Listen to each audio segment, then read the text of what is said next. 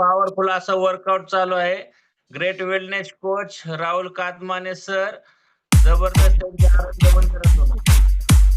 Great wellness coach Salima Shaikh madam जबरदस्त powerful असं workout चालू आहे.